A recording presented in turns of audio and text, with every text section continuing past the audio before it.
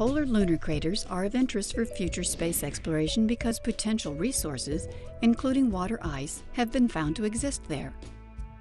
However, intriguing recent calculations from NASA's Lunar Science Institute team indicate a possible new obstacle to reaching those resources, and the implications are a bit shocking.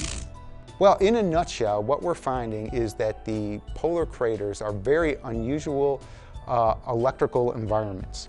And in particular, there can be large surface charging at the bottom of these polar craters. Because the moon is only slightly tilted to the sun, landscapes at the lunar poles have several unique characteristics. With sunlight coming in sideways, tall polar peaks reach out and receive almost constant sunlight, while deep polar craters hide surfaces that may not have seen light for millions of years. The orientation of these dark craters to the sun may allow them to trap water ice, but it may also be charging them to hundreds of volts. Well, the solar wind is actually a relatively tenuous gas that's emitted from the sun, but it's not a neutral gas like the gas in this room. It's actually a gas that's really, for the most part, free ions and free electrons. It's really two components. And so you have this electrical gas, if you will.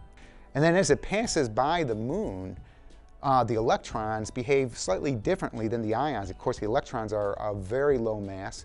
The ions are more massive. You know, we don't think of an ion as being like something real heavy, but compared to these little flimsy electrons, they really are.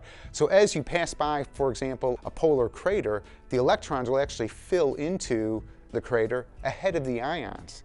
Now, as it turns out, as it does that, you create an electric field. It's called an ambipolar electric field, and that electric field then drives in the ions.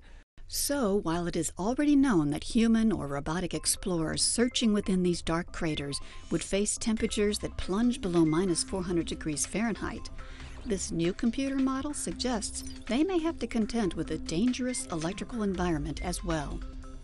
Static discharge could short out sensitive electronics, while the static cling of sticky and extremely abrasive lunar dust could wear out spacesuits and other equipment. Astronauts and instruments within these craters would need to be electrically grounded to avoid such hazards.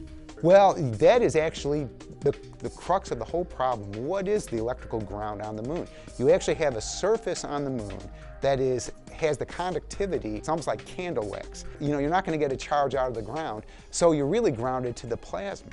All right, and when you're out in the solar wind, you know, on the surface of the moon, not in these craters or not in these mountains, okay, you're grounded. But when you start heading to these craters, you've now lost touch with your electrical ground. So it means you take a step and you might have to wait 100 seconds before that charge that you just accumulated dissipates away. That's a long time to be stepping around. So you really do have to worry about human systems going into these craters. The next steps for the Lunar Science Institute team include more complex computer models. There are still many questions to answer about where the moon's key polar resources lie, how they got there, and whether or not future explorers will be able to reach them.